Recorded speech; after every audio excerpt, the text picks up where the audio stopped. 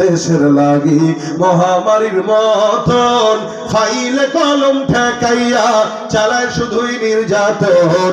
ঘুষের টাকায় ওদের বুড়ি, ঘুষের টাকায় ওদের বুড়ি করে যে টান টান। ওরা শিক্ষিত শয়তান, ওরা শিক্ষিত শয়তান, ওরা শিক্ষিত শয়তান, ওরা শিক্ষিত শয়তান। ঠিক কিনা? দ্বীনের ইলম যদি থাকে, কোন ইমানদার বান্দা যদি দ্বীনের ইলম অর্জন করার পর ডাক্তার হয়, ওই বান্দা কসাই হবে না। কোন বান্দা দ্বীনের ইলম অর্জন করার পর ওই বান্দা যদি ইঞ্জিনিয়ার হয়, ওই বান্দা কোনদিন রোড ঘাটে রোডের পরিবর্তে বাঁশ দিবে না। হে মুসলমান, এই সমাজে অনেক ইঞ্জিনিয়ার আছে যারা রোডের পরিবর্তে বাঁশ দিয়া আমাদের বিল্ডিং এর সাদা রোড ঘাট করে দেয় আছে না? শুধুমাত্র দ্বীনের বুঝ না থাকার কারণে করে। দেখবেন ব্যবসায়ীরা ব্যবসার ভিতরে দুই নাম্বারই মিশায়, দুই নাম্বারই করে, ওজনে কম দেয়। যেই জিনিসটার সাথে ওজন মাপে ওইটার তলে কি জানি দেয়, সেদিন দেখলাম ভিডিওতে, কি জানি একটা দেয়, দিলে 1 কেজির জিনিস 800 গ্রাম দেখায়।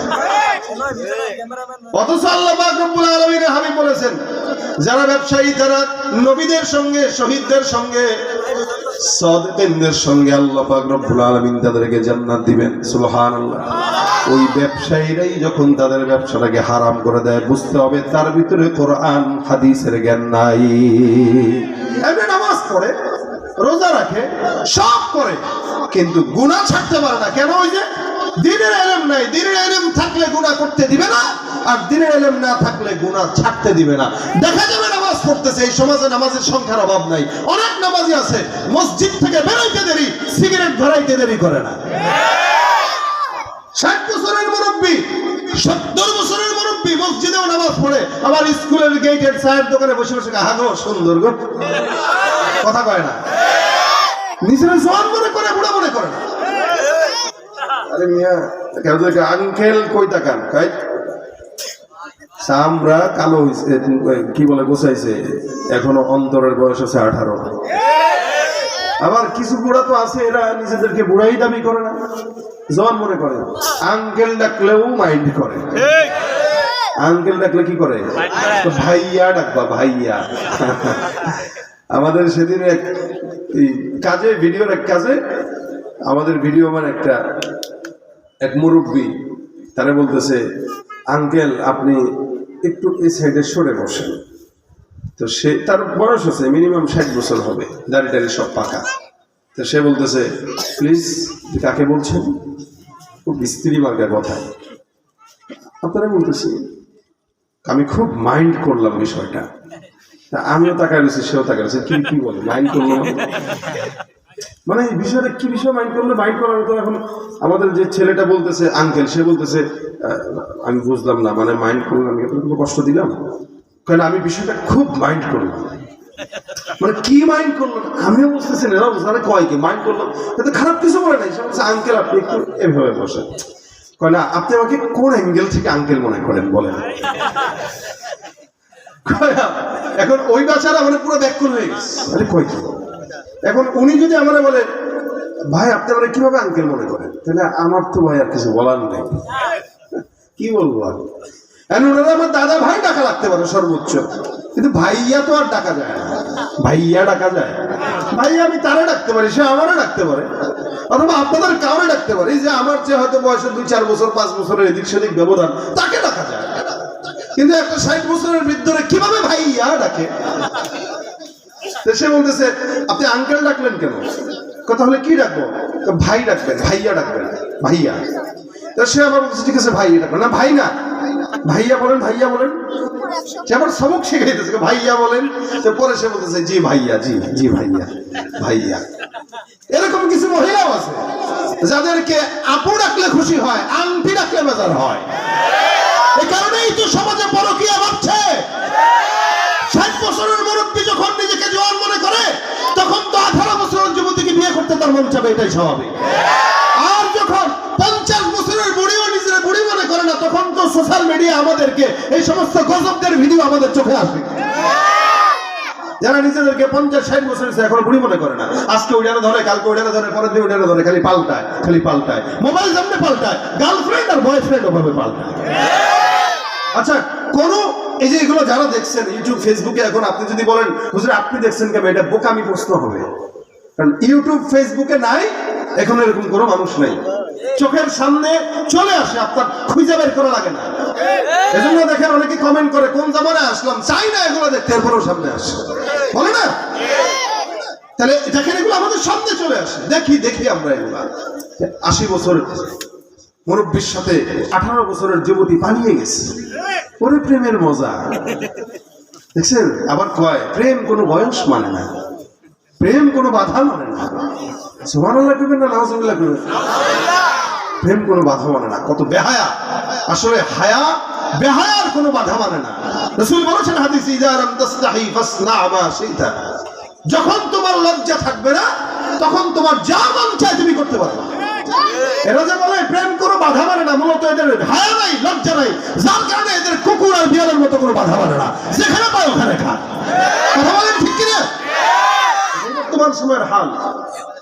এখানে আল্লাহ বলেছেন, দেখবেন আপনি কোন দাড়িওয়ালা টুপিওয়ালা আলেম অথবা নামাজি কালামি একজন দিনদার মানুষ ওপেন এই সমস্ত অশ্লীলতা করবে না।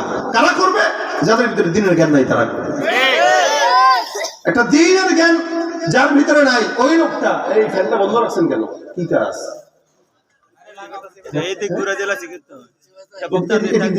আমি তো কথা বলতেছি, ঘামাচ্ছি। ওই সাইড থেকে দেন, ফ্যান আনছেন, ভাড়া তো ঠিকই নিবেন, সারা রাখেন, অন্তত আমি না পাইলেও 10 করে দেন। একটু দূর থেকে দেন, তাহলে নয়েজ খাবে না, দূর থেকে দেন, নয়েজ খাবে না। আপনি কোন দিনদার মানুষকে এই টাইপে দেখবেন না। যা দেখবেন স্কুলে পড়েছে, ভার্সিটিতে পড়েছে, শিক্ষিত হয়েছে, এমনকি ডাক্তারও হয়, এরপরেও হায়া শরম না থাকার কারণে এমন কোন কাজ নাই যেটা সে করতে পারে না, সব কাজ করে, অর্থাৎ তার বিবেক তাকে বাধা দেয় না। এই জন্য আল্লাহ বলেছেন, খালি ইস্তাবিল্লাযীনা ইয়ালামুনা ওয়াল্লাযীনা লা ইয়ালামুন, যারা কোরআনের জ্ঞান জানে আর যারা জানে না তারা সমান হতে পারে না। এই কারণে আল্লাহ পাক রব্বুল আলামিন বলেন, আমি আল্লাহ পাক রব্বুল আলামিন কোরআন শিখিয়েছি আগে, তারপরে মানুষ বানিয়েছি। কেন? যারা কোরআন না শিখে তারা কখনো মানুষ হতে পারে না, আর যারা কোরআন শিখে তারা কোনোদিন অমানুষ হতে পারে না, ঠিক কিনা? এখন যদি দেখেন, এই জায়গায় আরেকটা জিনিস ভাঙায় দেয়, এখন যদি দেখেন কোন আলেমও এলোমেলো কোনো কাজ করতেছে, বুঝবেন তার জ্ঞান আছে ঠিকই, ওই জ্ঞান অনুযায়ী সে আমল করে না। কোরআনের জ্ঞান থাকলেই হবে না, কোরআন অনুযায়ী আমল করতে হবে। যদি একটা হাফেজে কোরআন কোনো এলোমেলো কাজ করে, বুঝবেন তার আমল না থাকার কারণে সে করতেছে। কোরআনের জ্ঞান থাকবে, কিন্তু কোরআনের জ্ঞানের পাশাপাশি আমলটাও থাকা লাগবে। কি বলেন, ঠিক না? আমলটাও থাকা লাগবে।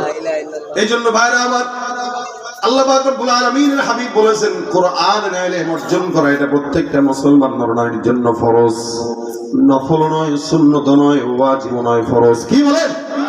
তালাবুল ইলমি ফারিদাতুন আলা কুল্লি মুসলিম, প্রত্যেকটা নর-নারীর জন্য দ্বীনের ইলম অর্জন করা ফরজ।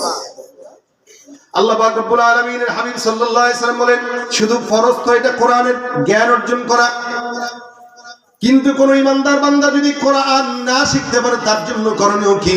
আল্লাহর নবী সাল্লাল্লাহু আলাইহি ওয়াসাল্লাম বলেন, কুন আলিমান আও মুতাআল্লিমান আও মুস্তামিআন আও মুহিব্বান, তোমরা আলেম হও, আলেম বানাও, তোমরা আলেম হও, আলেম বানাও, নতবা তোমরা কোরআনের ইলম শিখো, শুনো, নতবা কোরআন যারা শিখে তাদেরকে মহব্বত করো। চারটা জিনিস। যারা কোরআন আলেম হবে, নয়তো আলেম বানাবে, নয়তো কোরআন শুনবে, নয়তো কোরআন ওয়ালাদেরকে মহব্বত করবে। এই চার জিনিসের বাইরে যে গেল, ওর দুনিয়া আখিরাত সব ধ্বংস, ওর দুনিয়া আখিরাত সব ধ্বংস। এই কারণে আল্লাহ পাক রব্বুল আলামিনের হাবিব বলেছেন, এই চার ক্যাটাগরির মানুষ তোমরা হও। এখন কেউ যদি কোরআন শিখে, কোরআন শিখতে না পারার কারণে যদি আফসোস করে, ওই বান্দাটা আফসোসের কারণেও আল্লাহ পাক রব্বুল আলামিন তাকে সওয়াব দান করবেন।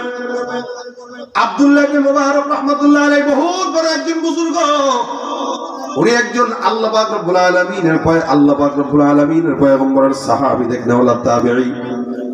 আব্দুল্লাহ ইবনে মুবারক রাহমাতুল্লাহি আলাইহির মতো একজন বান্দা, ওনার যখন ইন্তেকাল হয়, এই আল্লাহর বান্দাটা ইন্তেকাল হওয়ার পর তার একজন খাদেম স্বপ্ন দেখলো। আব্দুল্লাহ ইবনে মুবারক রাহমাতুল্লাহি আলাইহির খাদেম স্বপ্নের ভিতরে দেখেছেন। কি দেখলেন স্বপ্নের ভিতরে? স্বপ্নের ভিতরে তাকায় দেখে আব্দুল্লাহ ইবনে মুবারক রাহমাতুল্লাহি আলাইহি বিশাল বড় একটা জান্নাতের মধ্যে আছেন। বিশাল বড় একটা জান্নাতের ভিতরে উনি বসা। খাদেম তাকায় দেখে এত বিশাল বড় জান্নাতের ভিতর থেকে উপর থেকে নিচে তাকায় আছে আব্দুল্লাহ ইবনে মুবারক। এবার খাদেম আব্দুল্লাহ ইবনে মুবারক রাহমাতুল্লাহি আলাইহিকে ডাক দিয়ে বলতেছেন, হুজুর, জান্নাতে আল্লাহ পাক রব্বুল আলামিন আপনাকে যে দিলেন, আপনার সঙ্গে আল্লাহ পাক রব্বুল আলামিন কেমন মুআমালা করলেন? স্বপ্নে দেখছেন কি? আব্দুল্লাহ ইবনে মুবারক রাহমাতুল্লাহি আলাইহিকে বলতেছেন যে হুজুর, আল্লাহ পাক আপনার সাথে কি মুআমালা করছেন এটা একটু বলেন। খাদেম স্বপ্ন দেখছে। ভাই স্বপ্ন তো স্বপ্নই। আব্দুল্লাহ ইবনে মুবারক রাহমাতুল্লাহি আলাইহি বলতেছেন, আমার মাওলা আমার সঙ্গে অনেক ভালো আচরণ করেছেন, উত্তম আচরণ করেছেন। আমার যত গুনাহ ছিল আল্লাহ পাক maaf করে আমাকে জান্নাত দিয়ে দিয়েছেন। আর আল্লাহ পাক রব্বুল আলামিন বলেছেন, তুমি পড়তে থাকো, উঠতে থাকো। আল্লাহর নবী বলেন, ইকরা ওয়ারাতিল ওয়ারতাকি কামা কুনতা তুরাত্তিলু ফিদ দুনিয়া। আল্লাহর নবী সাল্লাল্লাহু আলাইহি ওয়াসাল্লাম বলেন, কিয়ামতের ময়দানে যারা হিফজ করেছে কোরআন, যারা হাফেজে কোরআন আমল করেছে, এই সমস্ত উম্মতকে আল্লাহ পাক বলবেন, তুমি দুনিয়াতে যেভাবে কোরআন তেলাওয়াত করতা, আজকে কিয়ামতের ময়দানেও সেভাবে কোরআন তেলাওয়াত করো। একটা একটা আয়াত করে পড়বা, একটা একটা তালা করে আল্লাহর জান্নাতে উঠবা। ৬৬০০ তালার উপরে জান্নাত। আল্লাহ পাক এক একজন হাফেজে কোরআনের জন্য জান্নাতে প্রাসাদ রেখে দিবে। চিন্তা করা যায়। আমরা সর্বোচ্চ কয়তলা বিল্ডিং দেখেছি? আপনারা কয়তলা দেখেছেন? যারা প্রবাসী দুবাই থাকে তারা বুর্জ খলিফা দেখেছেন, যারা মালয়েশিয়া থাকেন তারা কেএল টাওয়ার দেখছেন, যারা সৌদি থাকেন তারা জমজম টাওয়ার দেখেছেন। এর চেয়ে কি আর আছে বেশি বলেন? ১৬০ তালা ৬৫ তালার উপরে তো আর নাই বাংলাদেশ, সারা বিশ্বে। এর চাইতেও তালা আল্লাহ পাক বলেন ৬৬০০ তালার উপরে একজন হাফেজে কোরআনকে জান্নাতে প্রসাদ দিবে। সুবহানাল্লাহ, এটা আস্তে করবে। আল্লাহ পাক বলবেন, খালি একটা আয়াত করে পড়ো আর উঠো, পড়ো আর উঠো। আব্দুল্লাহ ইবনে মুবারক রাহমাতুল্লাহি আলাইহি বলতেছেন, আমাকে আল্লাহ পাক রব্বুল আলামিন maaf করে দিলেন। কেন আমাকে আল্লাহ পাক রব্বুল আলামিন maaf করলেন? আমি কোরআন অনুযায়ী আমল করার চেষ্টা করেছি, কোরআন তেলাওয়াত করেছি, যার কারণে কোরআন আমার জন্য সুপারিশকারী হয়ে গেছে। আল্লাহ পাক জান্নাত দিয়ে দিয়েছেন। আব্দুল্লাহ ইবনে মুবারক রাহমাতুল্লাহি আলাইহি তারপর আরেকটা কথা সামনে যোগ করলেন, খুব বুঝবেন। যারা কোরআনের হাফেজ হন নাই, যারা মাদ্রাসায় পড়েন নাই, তাদের জন্য এটা একটা আশার বাণী, আশার বাণী। যারা হাফেজে কোরআন হন নাই, মাদ্রাসায় পড়েন নাই, তারা শুনেন। আব্দুল্লাহ ইবনে মুবারক রাহমাতুল্লাহি আলাইহি স্বপ্নের ভিতরে বলতেছে, এ আমার খাদেম, আল্লাহ পাক রব্বুল আলামিন আমার সঙ্গে উত্তম মুআমালা করলো। তবে আমার অবাক লাগলো, আমাকে আল্লাহ পাক যেই ক্যাটাগরির জান্নাত দিয়েছেন, আমার ঠিক প্রায় কাছাকাছি ক্যাটাগরির জান্নাত আমার বাড়ির পাশে যেই কামারটা ছিল, ওই কামারকেও আল্লাহ দান করেছে।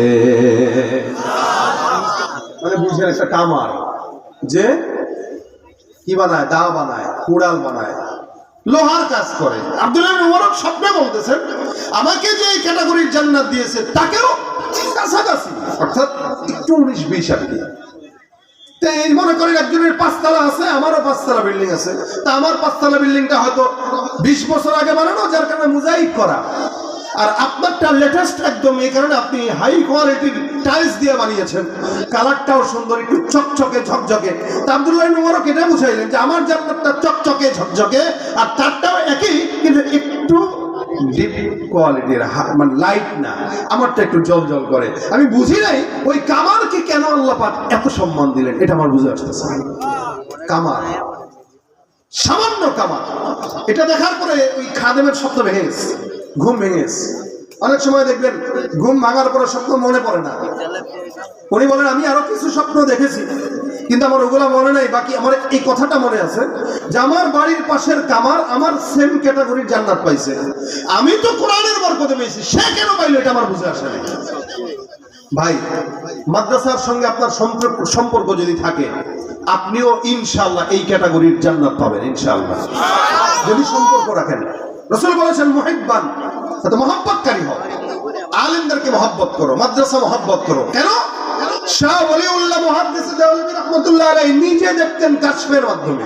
উনি বলছেন যে আমি কাশফের মাধ্যমে দেখি যেই জায়গায় মাদ্রাসাগুলোতে দ্বীন আর কোরআনের আলোচনা করা হয়, ওই জায়গার সাথে রাসূল সাল্লাল্লাহু আলাইহি ওয়াসাল্লামের রওজার সাথে সরাসরি যোগাযোগ থাকে। সুবহানাল্লাহ। উনি নিজের কাশফের মাধ্যমে দেখতেন এটা। তার মানে আজকের এই মজমার সাথেও মদিনাওয়ালা নবীর রওজার সরাসরি যোগাযোগ আছে। সুবহানাল্লাহ। কেন? আমি এখানেও আমি রাসূলের কথা বলতেছি, এই জন্য এখানের সাথে রাসূলের রওজার যোগাযোগ আছে। এটা থাকবে, কিয়ামত পর্যন্ত থাকবে। খাদেম এবার স্বপ্ন দেখার পর এবার চলে গেলেন। খাদেমটাও ওই কামারকে চিনত, কারণ কামারের বাড়ি আর আব্দুল্লাহ ইবনে মুবারকের বাড়ি পাশাপাশি। দৌড় দিয়ে চলে যায়, যাওয়ার পরে ওনার খাদেমের বাড়িতে ডাক দিয়া বলে, কামারের বাড়িতে। সুন্দর করে টোকা দিয়ে জিজ্ঞাসা করলো, কামারের বাড়িতে কে আছেন নাকি? বলে আসি আমি বিবি। বলে আপনি আমাকে খুব বুঝেন। বিবিকে ডাক দিয়ে বলতেছে পর্দার আড়াল থেকে, আপনি আমাকে আপনার স্বামীর আমলের ব্যাপারে একটু ধারণা দেন। আপনার স্বামীর এমন কোন গোপন আমল আছে কিনা যে গোপন আমলের কারণে আল্লাহ পাক আপনার স্বামীর মর্যাদা বাড়িয়ে দিয়েছে? খাদেম জিজ্ঞাসা করতেছে বিবির কাছে। এবার তুই কামারের বিবি ডাক দিয়া বলে, আমার স্বামী ছিল একজন মূর্খ সূর্খ মানুষ, জ্ঞান ছিল না, কোরআনও জানতো না, এমনকি কোরআন ভালো মতো তেলাওয়াত করতে জানতো না। শুধুমাত্র নামাজের জন্য যেই সূরাগুলো প্রয়োজন, এই সকল সূরাগুলো ওনার মুখস্থ ছিল, নামাজ পড়তো। আমার স্বামীর এমন বড় কোনো আমল নাই, না বেশি দান করতে পারতো, না বেশি জিকির করতে পারতো, না বেশি নামাজ পড়তে পারতো। তবে আমি আমার স্বামীর এমন কিছু আমল দেখতাম যে আমল আমি মরণ পর্যন্ত আমি স্বামীর মধ্যে দেখেছি। খাদেম ডাক দিয়া বলে, আপনার স্বামীর দুইটা আমল বলেন তো আমাকে, কি কোন দুইটা আমল? এবার ওই খাদেম কে কামারের বিবি ডাক দিয়া বলে, আমার স্বামীর প্রথম আমল, যখন নাকি আজান হয়ে যেত নামাজের জন্য, আমি জিন্দেগিতেও আমার স্বামীকে কখনো দেখি নাই আজান হয়ে গেছে আমার স্বামী দোকান খুলে বসে আছে, এরকম কখনো দেখি নাই। আমি আমার স্বামীকে আজান হওয়ার সাথে সাথে আল্লাহর ঘর মসজিদের দিকেই চলে যেতে দেখেছি। আমাদের অনেকের বাবাদের এই আদত আছে, অভ্যাস আছে। আমাদের অভ্যাস নাই, কিন্তু আমাদের বাবাদের ঠিকই আছে। যদিও আমরা আমাদের পূর্ববর্তীদেরকে অনেক সময় গালি দিই যে ওরা ইসলাম বুঝে নাই, কিন্তু আল্লাহর কসম ভাই, তারাই ইসলাম না বুঝলেও তারাই জান্নাতি হয়ে গেছে। আর জামানা যত সামনের দিকে আগাচ্ছে, মানুষ তত জাহান্নামের দিকে আগাচ্ছে, মানুষ তত ফিতনার দিকে আগাচ্ছে, কিয়ামতের দিকে আগাচ্ছে। আমি তো এখনো পর্যন্ত আমার বাবাকে দেখি, আমার মনে পড়ে না কোনোদিন আজানের পরে আমার বাবাকে আমি ঘরে দেখছি। প্রায় 40 বছর সচিবালয়ে চাকরি করছেন সরকারি, ওই চাকরি করা অবস্থাতেও আমি আমার বাবাকে কখনো দেখি নাই। জামাত মিস হওয়া তো আমি প্রশ্ন উঠে নাই, নামাজের পরেও আজানের পরেও ঘরে কোনোদিন দেখি নাই। এখনো চাকরির পরে গ্রামে চলে গেছে, বাড়িটা রেখে বিশাল আরামে থাকে, পাশে মসজিদ আছে, মুয়াজ্জিন রাখার দরকার নেই। আমার আব্বুকা আমি নিজেই মুয়াজ্জিন, 5 ওয়াক্ত আজান তিনিই দেয়, মসজিদ আগে সবার আগে খুলে আর সবার আগে তালা মেরে মসজিদটা বন্ধ করে দেয়। আমাদের বাপদাদাদের হালত ছিল এরকম, কিন্তু আফসোসের বিষয় এটা, বর্তমান সময়ে বর্তমান বাচ্চারা বলতে পারে না যে আমার বাবা আজানের সাথে সাথে মসজিদে গেছে, এটা বলতে পারে না। অথচ আল্লাহ পাক বলেছেন ফাসাউ ইলা যিকরিল্লাহ ওয়া দারুল বাই', এই যখন নাকি আজান হয়ে যায় তখন তোমরা দোকান ক্লোজ করে সোজা মসজিদে চলে যাও। এখন তো একদল নামাজ পড়ে শুধুমাত্র সপ্তাহে জুমার দিন। আজকে জুমার মসজিদে লোক বেশি হয়েছে না কম হয়েছে? কিন্তু ফজরের নামাজের দিকে তাকাইলে মনে হবে এদেশে কোনো মুসলমান নাই, সব নাস্তিক। কথা কয় না। তুমি রমজান এলে রাখো না রোজা, দিনকে করো আঘাত, পয়সা কড়ির নেই তো অভাব, দাও না তো যাকাত।